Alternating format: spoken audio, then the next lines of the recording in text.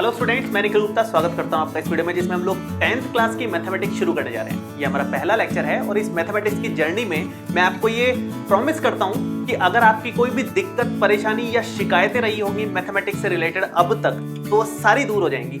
कुछ भी डाउट्स अगर मैथमेटिक्स से रिलेटेड आपके दिमाग में रहते होंगे, प्रॉब्लम्स आती होंगी, तो वो सब कुछ क्लियर होने लगेंगे धीरे धीरे वक्त के साथ में।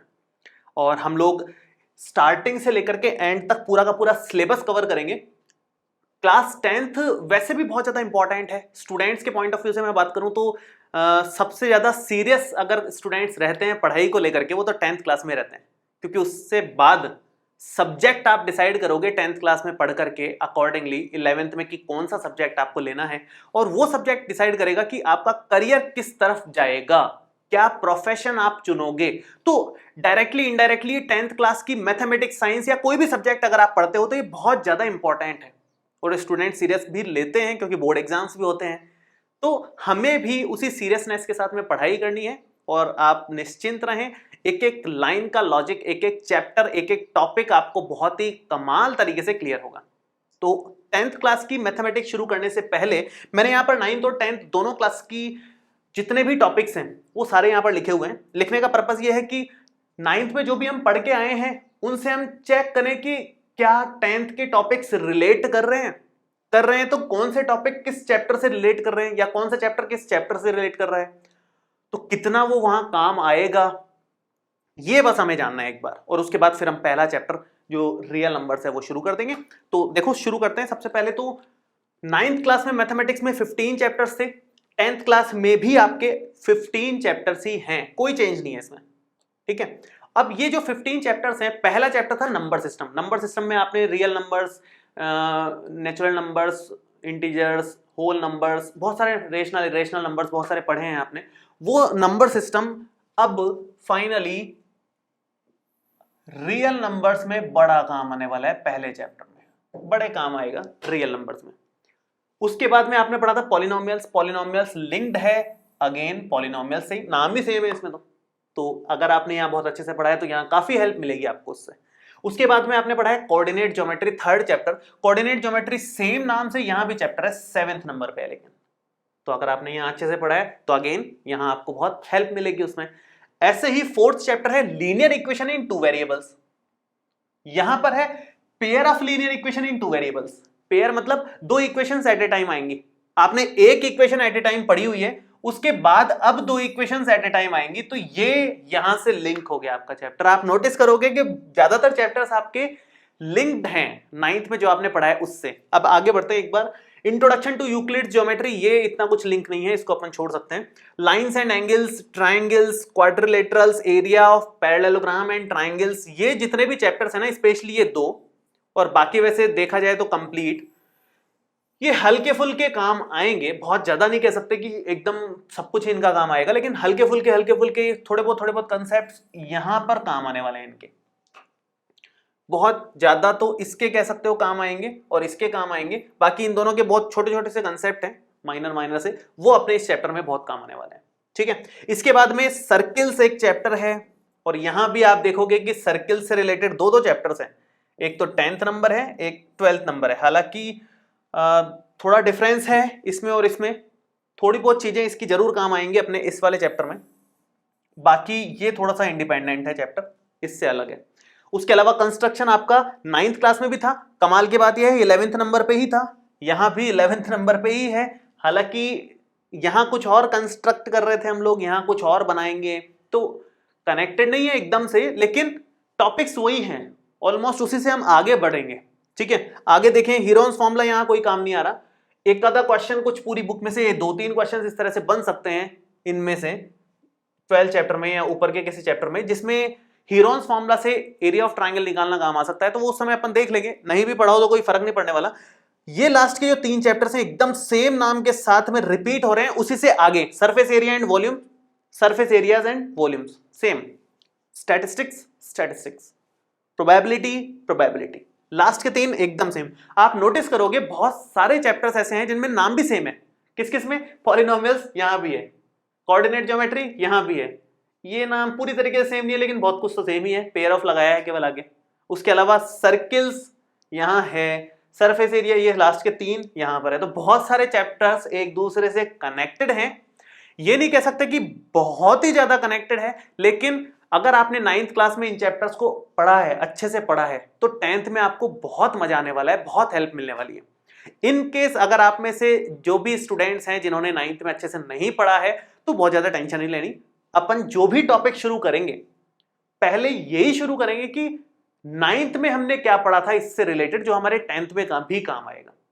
जो जो टॉपिक्स इनसे रिलेटेड 10th में काम आएंगे चैप्टर वाइज, वो मैं उस चैप्टर में पहले बताऊंगा और उसके आगे ही शुरू करूंगा, ताकि आपको टॉपिक में कहीं दिक्कत नहीं आए। अगर 9th में नहीं पढ़ा है या भूल गए हो तो रिवाइज हम लोग इतने अच्छे से करेंगे कि 10th क्लास में आपको कहीं अटकने की जरूरत नहीं पड़ेगी, कहीं नहीं फंसोगे आप।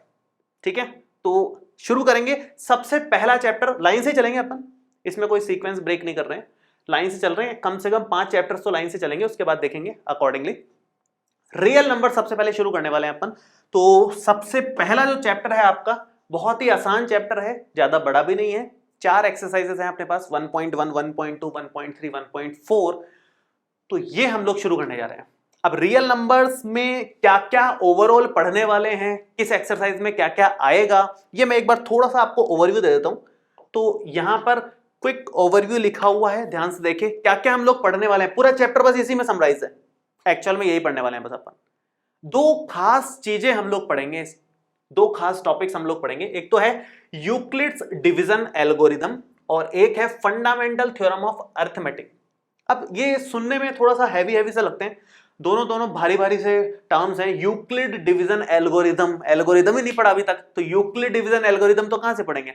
उसके अलावा fundamental theorem of arithmetic, theorem के नाम से ही वैसे डर लगने लग जाता है, तो यहां पर तो इसका भी बड़ा सा नाम है फंडामेंटल थ्योरम ऑफ अरिथमेटिक। तो इतना कुछ डरने की जरूरत नहीं है। एक्चुअल में क्या है कि यूक्लिड डिवीजन एल्गोरिथम जो है वो बेसिकली लॉन्ग डिवीजन मेथड ही है, कुछ खास नहीं है इसमें। लॉन्ग डिवीजन मेथड सबको पता है, डिवाइड कैसे देते हैं 2 नंबर्स का। अगर आपको 2 नंबर्स का डिवाइड देना आता है, जो कि शायद 3rd 4th क्लास में सिखा दिया जाता है, तो डिवाइड देना अगर आपको आता है तो यूक्लिड डिवीजन एल्गोरिथम में कुछ है ही नहीं, खत्म हो गई वो, ये समझ लो, क्लियर हो गई है तो आपको फिर, अगर डिवाइड देना आता है तो। दूसरी बात, ये हमने छोटी क्लासेस में बहुत पढ़ा है, 9th में भी पढ़ा है, उससे पहले भी पढ़ा है, प्राइम फैक्टराइजेशन मेथड।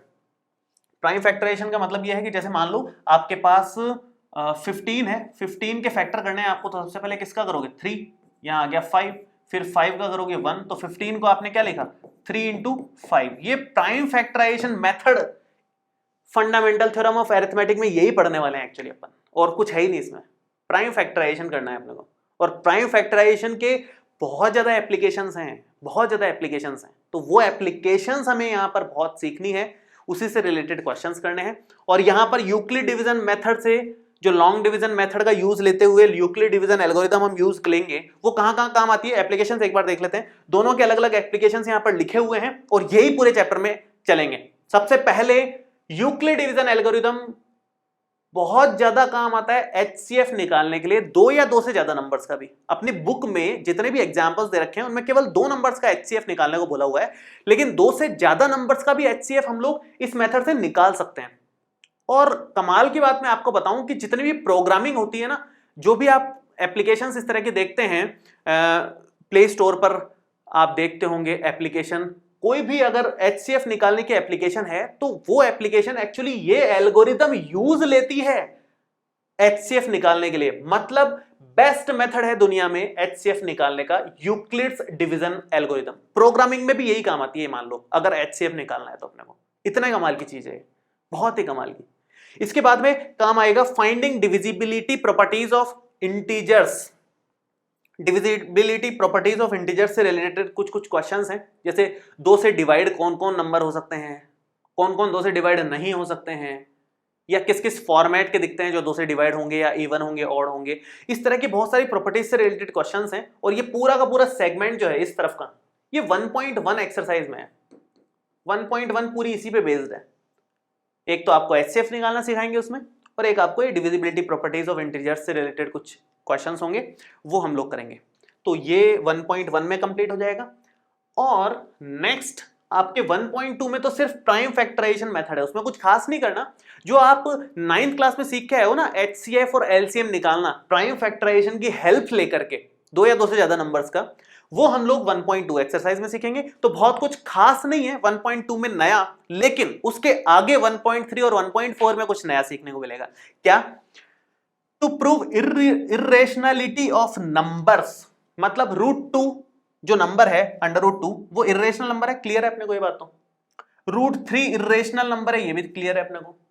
ऐसे ही √5 √7 पाई ये सब इर्रेशनल नंबर्स हैं, लेकिन कैसे प्रूव करें कि ये इर्रेशनल नंबर्स हैं?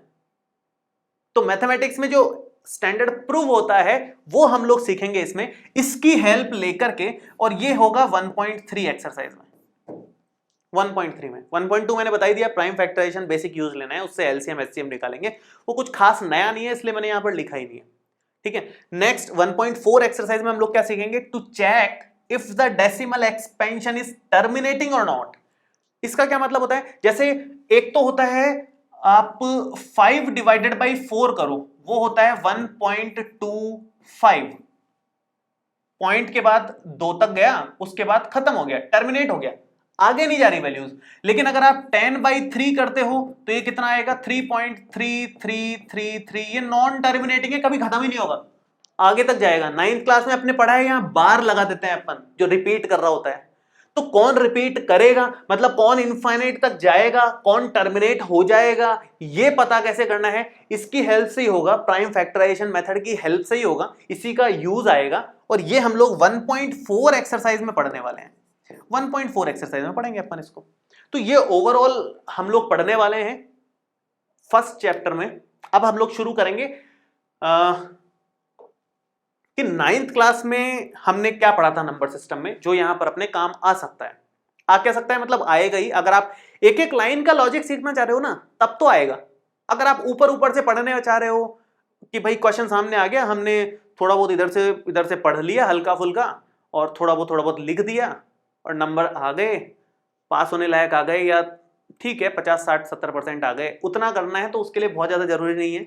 लेकिन अगर आपको एक्चुअल में लाइन बाय लाइन लॉजिक सीखना है, हर एक लाइन का क्या क्या लिखी हुई है, तो उसके लिए थोड़ा बहुत अपने को 9th क्लास की चीजें पता होनी चाहिए। ज्यादा कुछ नहीं ले रहा, बहुत छोटी सी चीजें हैं। एक तो नेचुरल नंबर्स क्या होते हैं, होल नंबर्स क्या होते हैं, इंटीजर्स क्या होते हैं, रेशनल नंबर्स, इर्रेशनल नंबर्स और रियल नंबर्स, ये तो एटलीस्ट पता होने ही चाहिए। उसके अलावा प्राइम नंबर्स भी हैं वो, और कंपोजिट नंबर्स भी हैं, दो चीजें और हैं, मैं यहां लिखना भूल गया, मैं भी लिख दूंगा। बाकी नेचुरल नंबर्स किसको बोलते हैं? कैपिटल एन से एक तो डिनोट करते हैं इसको अपन, कैपिटल एन से डिनोट करते हैं, और 1 2 3 4 5 6 जो नेचुरल नंबरिंग होती है ना 1 से शुरू होकर के, उन्हीं को नेचुरल नंबर बोलते हैं। क्योंकि नेचुरली नंबरिंग यहीं से शुरू होती है, कोई भी चीज 1 होगी 2 होगी 3 होगी 4 होगी, इनिशियली ऐसे ही शुरू किया था, तो इसलिए उसको नेचुरल नंबर्स बोल देते हैं कि ये नेचुरल है। उसके बाद होल नंबर्स, उसमें कंप्लीटनेस लाने के लिए एक जीरो और इंट्रोड्यूस किया गया। एक बस नेचुरल नंबर्स में और होल नंबर्स में किसका फर्क है? इस जीरो का, और कोई फर्क नहीं है, कोई फर्क नहीं है, और सिर्फ जीरो और लग गया तो होल नंबर्स की कैटेगरी में आ जाएगा। ठीक है, इंटीजर्स किसको बोले? जितने भी होल नंबर्स हैं वो सारे तो लेने ही हैं, ये रहे, इन सबके माइनस लगा के भी लेना है। जीरो के माइनस लगाने से तो कोई फर्क नहीं पड़ता, +0 -0 कुछ नहीं होता, जीरो जीरो होता है। जीरो ना पॉजिटिव होता है ना नेगेटिव होता है, जीरो न्यूट्रल होता है, जीरो होता है। तो इसलिए जीरो के तो नेगेटिव नहीं लगाया, बाकी सारी वैल्यूज के लिए 1 के नेगेटिव लगा के -1 लिखा है, 2 के नेगेटिव लगा के -2 एंड डॉट डॉट डॉट, मतलब ये माइनस इनफाइनाइट तक जाएगा और ये इधर जाते जाते प्लस इनफाइनाइट तक जाएगा। तो इंटीजर्स कौन से होते हैं? जो भी आपको नेचुरल नंबर्स दिख रहे हैं या होल नंबर्स दिख रहे हैं, वो प्लस उनके नेगेटिव्स, वो सब मिलकर के इंटीजर्स बनते हैं। इसको डिनोट किससे करते हैं? Z से।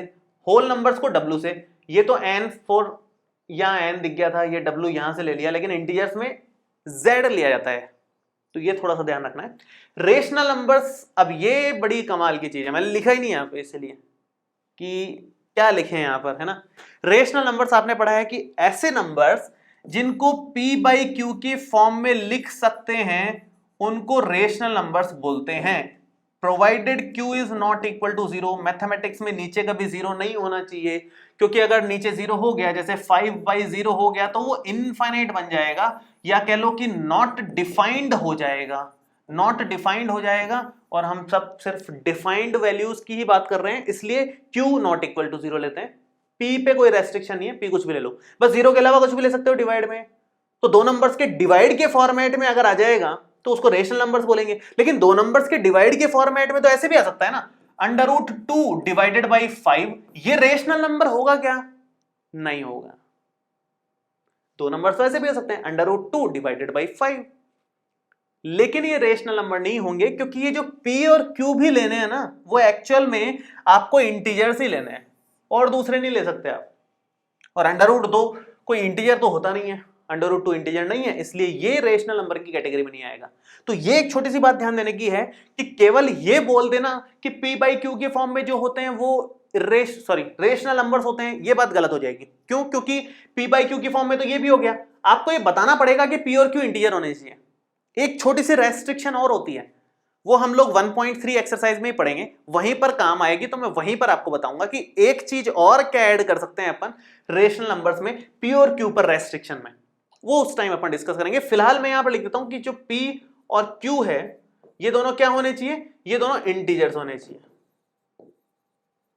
तब जो बनेगा उसको रेशनल नंबर बोलेंगे। जैसे 7/11 बन गया, -2/3 बन गया, 1/7 बन गया, -4/1 बन गया, कुछ भी, मतलब ये जितने भी लिखे हुए हैं इंटीजर्स, उसके डिवाइड में 1 लगा दोगे तो रेशनल तो बन ही जाएंगे।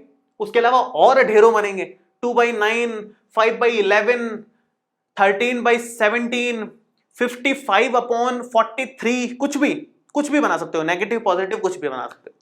इर्रेशनल नंबर्स किसको बोलते हैं? जो नंबर रेशनल नहीं होते ना, वो सारे इर्रेशनल है। एक्चुअल में रियल नंबर्स को दो कैटेगरी में डिवाइड किया हुआ है। रियल नंबर्स दो टाइप के होते हैं, या तो रेशनल होंगे या इर्रेशनल होंगे। अगर आपने सारे रेशनल समझ लिए कि क्या होते हैं, तो बचे हुए सारे इर्रेशनल हैं। बचे हुए कौन से? जिनको P/Q की फॉर्म में नहीं लिख सकते आप, जिसमें P और Q इंटीजर्स हो, वो सारे के सारे नंबर्स इर्रेशनल नंबर्स होते हैं। बहुत सारे ढेरों इनफाइनाइट नंबर्स होते हैं ये भी, और ये सब इर्रेशनल आएंगे। जैसे √2 हो गया, आपने पढ़ा होगा, √5 हो गया, √11 हो गया, पाई हो गया। पाई आपने पढ़ा होगा बुक्स में कि 22/7 दिया होता है। पाई आपको बहुत सारी बुक्स में 22/7 मिलेगा, और फिर कंफ्यूजन यहां से क्रिएट होता है कि जब पाई 22/7 है तो फिर वो रेशनल क्यों नहीं हुआ? क्योंकि रेशनल नंबर्स तो उन्हीं को बोलते हैं जो P/Q की फॉर्म में हो। 22 इंटीजर है, 7 इंटीजर है, फिर क्यों नहीं ये रेशनल नंबर है? एक्चुअल में पाई 22/7 के इक्वल नहीं होता, ये केवल अप्रॉक्स इक्वल होता है 22/7 के। पाई होता है 3.1415 और ऐसे डॉट डॉट डॉट करके बहुत सारी वैल्यूज आती हैं, इनफाइनाइट तक कभी रिपीट नहीं करेगा, तो इस तरह से पाई की वैल्यू होती है। तो अप्रॉक्सीमेट 22/7 होता है, रेशनल नंबर है 22/7, लेकिन पाई रेशनल नंबर है, ये बात विशेष ध्यान देने वाली है यहाँ पर। ठीक है, ऐसे बहुत सारी हैं, तो अभी अपन बहुत ज्यादा डिटेल में नहीं जा रहे, जितना अपने काम का है उतना ही जा रहे हैं। रियल नंबर्स, जितने इर्रेशनल नंबर्स हैं उनको देख लो, जितने इर्रेशनल नंबर्स हैं उनको देख लो, वो सारे जोड़ दोगे, मिला दोगे तो रियल नंबर्स बन जाएंगे। आर से अपन इनको डिनोट करते हैं। अब कुछ स्टूडेंट्स के दिमाग में क्वेश्चन आता है कि सर सबका नोटेशन दिया है, इसका नोटेशन क्यों नहीं दिया? किससे दिखाते हैं इसको? ये क्यू ले लिया, इसको आई से दिखाएंगे क्या? नहीं, इसको क्यू कॉम्प्लीमेंट से दिखाते हैं वैसे तो, लेकिन कहीं दिया होता नहीं है, आप लोगों के लेवल पे जरूरत पड़ेगी नहीं, फिर भी मैं दिखा देता हूं। ये क्यू बार लगा के दिखाते हैं इर्रेशनल नंबर्स को, बाकी इसको छोड़ भी दोगे तो कोई फर्क नहीं पड़ेगा आपके। ठीक है, तो ये बेसिक नॉलेज है जो हमने 9th क्लास में सीखी है। इसके अलावा प्राइम नंबर्स और कंपोजिट नंबर्स और मैं बता दूं आपको, क्योंकि इसमें काम आएंगे बहुत ज्यादा। वो प्राइम नंबर्स उनको बोलते हैं जो खुद के अलावा किसी और से डिवाइड नहीं होते, मतलब जिनके फैक्टर नहीं कर सकते आप, प्राइम नंबर्स उनको बोलते हैं। जिनको दो नंबर्स के प्रोडक्ट के रूप में नहीं लिख सकते आप, दो नंबर्स के प्रोडक्ट के फॉर्म में अगर उसको ब्रेक नहीं कर सकते तो उसको प्राइम नंबर बोलते हैं। जैसे अगर मैं 6 की बात करूं तो 6 को 2 into 3 लिख सकते हैं, तो ये प्राइम नंबर नहीं है।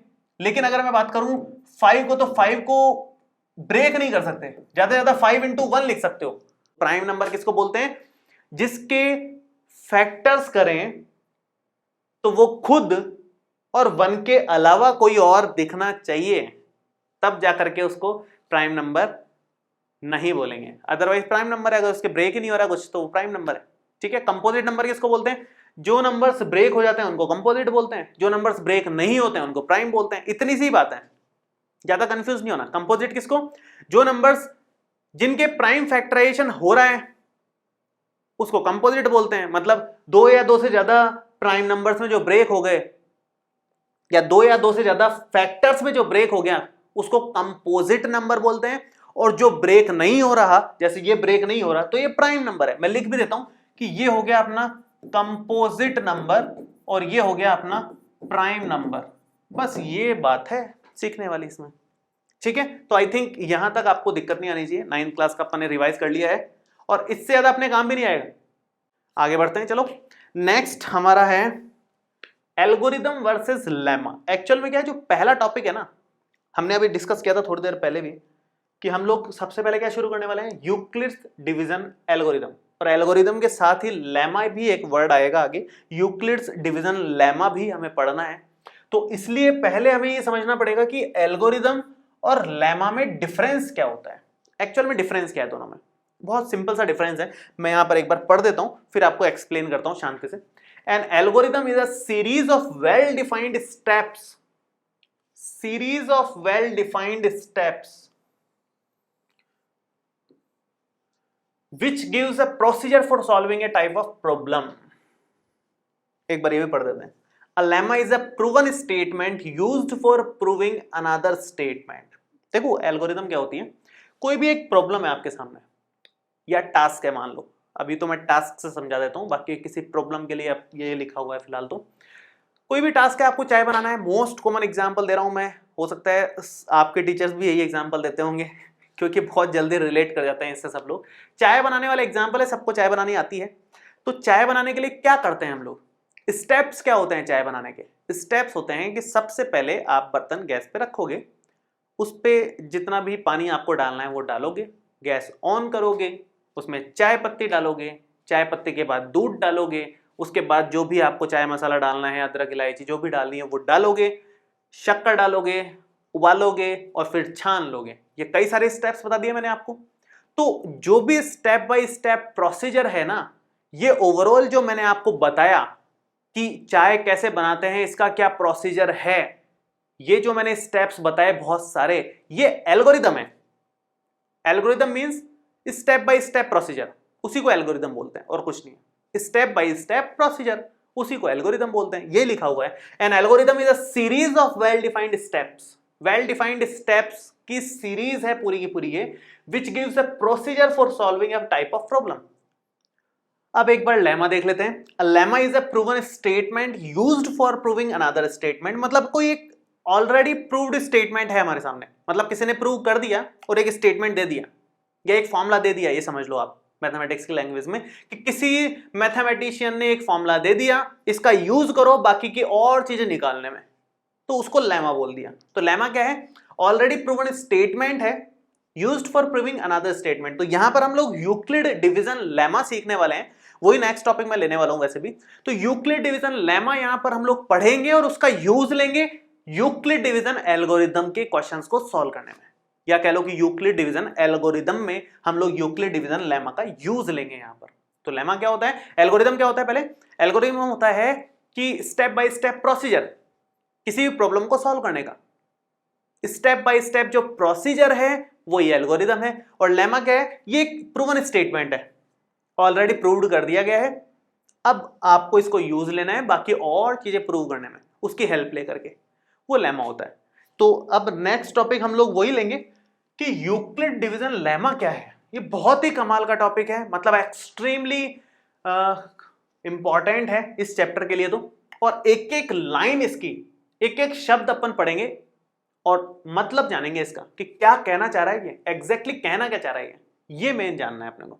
तो देखो इसने क्या बोला, for any two given positive integers a and b there exist unique integers q and r satisfying a is equal to bq plus r, where r जो है वो 0 to b है, 0 इंक्लूडेड। मैं एक बार इस पर फिर से आऊंगा क्योंकि पढ़ने में बड़ा अजीब सा लग रहा होगा आपको कि ये क्या आ गया अजीब गरीब सा, पॉजिटिव यूनिक और इंटीजर इतने सारे दे रखे हैं, हर किसी को तो इंटीजर बोला हुआ है, ये इक्वेशन आ गई और ये तो पता ही नहीं क्या आ गया। तो ज्यादा टेंशन नहीं लेना, एक छोटा सा एग्जांपल लेते हैं। मान लो मैं एग्जांपल ले रहा हूं 25 और डिवाइड दे रहा हूं मैं उसको 3 से, ठीक है, ये डिवाइड दे रहा हूं। तो किस तरह से डिवाइड जाएगा, ये डिवाइड दोगे तो 3 8 24, बचेगा कितना, रिमाइंडर 1। यही करते हैं अपन, बेसिक सा यही होता है डिवाइड देने का तरीका। कोई भी डिवाइड दोगे तो हो सकता है रिमाइंडर 0 बचे, हो सकता है कुछ रिमाइंडर बच जाए 0 के अलावा, लेकिन जो भी यहां बचेगा ये चीज क्लियर है अपने को, इससे तो छोटा ही बचेगा, क्योंकि अगर इससे बड़ा बच गया तो हमें और आगे डिवाइड देना पड़ेगा। डिवाइड खत्म नहीं हुआ इसका मतलब, या फिर कुछ गलत किया है, तो कभी भी यहां जो बचेगा वो इससे बड़ा नहीं बच सकता, इससे बड़ा नहीं बच सकता। तो अब और इसको कैसे लिख सकते हैं, इसको लिखेंगे कैसे, इसको लिखेंगे कैसे, इसको लिखोगे 25 is equal to 3 into 8 plus 1, 3 into 8 plus 1। ये आपने 9th क्लास में सीखा हुआ है ऑलरेडी, बाकी एक बार और देख लें अपन। डिवाइड इसी तरह से देते हैं, डिवाइड दोगे तो 25 इज इक्वल टू क्या होगा, 3 इंटू 8 प्लस में 1, रिमाइंडर प्लस हो जाएगा लास्ट में जो बच जाएगा, ठीक है। तो 3 इंटू 8 होता है 24 प्लस 1 25, बिल्कुल सही आ रहा है इसका मतलब। तो ये जो हमने काम किया है ना, यही कह रहा है बस यूक्लिड डिवीजन लेमा में, और कुछ नहीं बोला हुआ है यहां पर। क्या है ध्यान से समझेंगे, और इसकी और पॉसिबिलिटीज मैं बताऊंगा अभी आपको। For any two given positive integers A and B, दो पॉजिटिव इंटीजर्स गिवन है ए और बी, कौन कौन से, ये जो 25 है ये अपना ए है, ये जो 3 है ये अपना बी है, और जो डिवाइड देने के बाद यहां पर आया इसको कोशेंट मतलब क्यू बोलते हैं, और जो रिमाइंडर यहां पर बच रहा है उसको आर फॉर रिमाइंडर डिनोट करते हैं अपन, ठीक है। इसने बोला for any two given positive integers a और बी, अगर ए और बी दो इंटीजर्स आपको दे रखे हैं तो फिर there exist unique integers Q and R satisfying A is equal to B Q plus R, satisfying A is equal to B Q plus R. Unique word use लिया है इसने, क्यों लिया है अभी डिस्कस करेंगे इस पे। ये कह रहा है कि अगर ए और बी दो इंटीजर्स आपको दे रखे हैं ना, तो दो इंटीजर्स इसके साथ में पक्का मिलेंगे आपको Q और R, वो यूनिक होंगे, मतलब Q की वैल्यू 8 और 1 आ गई तो इसके अलावा और दूसरी वैल्यूज पॉसिबल ही नहीं है। मैं आपको बताता हूं कैसे पॉसिबल है, एक बार मैं पॉसिबिलिटीज लेके दिखाता हूं। अगर मैं लिखूं 25 is equal to 3 into 7 plus में 3 इंटू 7 प्लस में 4, एक मैंने ये लिख दिया, क्या ये गलत है? 21 प्लस 4 25 सही लिखा हुआ है, गलत कहां है? तो उस हिसाब से तो यहां पर Q कितना आ रहा था 8, और यहां कितना है R1, यहां पर Q कितना है 7 और R कितना है 4, तो ये यूनिक का हुआ। यूनिक का मतलब है इकलौती एक वैल्यू जो आ गई 8 और 1, उसके अलावा दूसरी वैल्यू पॉसिबल नहीं है। अगर आपने A और B की वैल्यू फिक्स कर रखी है तो Q और R भी फिक्स हैं। यूनिक का मतलब ये होता है दो वैल्यूज नहीं आ सकती कि एक बार तो Q की वैल्यू 8 और R की वैल्यू 1 आ गई, और एक बार Q की वैल्यू 7 और R की वैल्यू 4 आ गई, ऐसा नहीं हो सकता। ये कहना चाहता है। तो ये यूनिक क्यों लिखा है, जबकि ये भी सही दिख रहा है अपने को दिखने में, तो ये भी सही दिख रहा है। यूनिक इसलिए लिखा है क्योंकि Q और R इस तरह से होंगे यहां पर, जहां पर रिमाइंडर हमेशा B से छोटा ही रहेगा। रिमाइंडर हमेशा B से छोटा रहेगा, मतलब जिससे आप डिवाइड दे रहे हो उससे छोटा आना चाहिए रिमाइंडर। रिमाइंडर यहां कितना आ रहा है 4, डिवाइड किसका दे रहे हो 3 का, भाई 3 से बड़ा आ गया है, रूल ही सेटिस्फाई नहीं हो रहा। तो रिमाइंडर हमेशा क्या होना चाहिए, इससे छोटा होना चाहिए। अगर आप इस चीज को फॉलो करते हो, इस रूल को फॉलो करते हो, रिमाइंडर अगर आपका यहां B से छोटा आ रहा है तो 110% इकलौती Q और R की वैल्यूज आएंगे, मतलब यूनिक Q और R की वैल्यूज आएंगी, उसके अलावा दूसरी Q और R की वैल्यूज का पेयर पॉसिबल ही नहीं है। ये कहना चाह रहा है। तो दो इंटीजर्स अगर आपको A और B दे रखे हैं तो उसके रेस्पेक्ट में Q और R मिलेंगे, यूनिक मिलेंगे, और A is equal to B Q plus R लिख सकते हो। कैसे? ये इसी को लिखा हुआ है, ये जो मैंने लिखा है ये तो सिंपल ही बात लिखी है। इसको क्या लिख सकते हो आप, 25 को क्या लिखोगे A, 3 को क्या लिखोगे B, 8 को क्या लिखोगे Q, प्लस में 1 को क्या लिख सकते हैं R। तो एक्चुअल में A is equal to B Q plus R तो होता ही है, हम लोग वैसे भी लिखते हैं, ये नहीं भी बताता तो पता ही अपने को।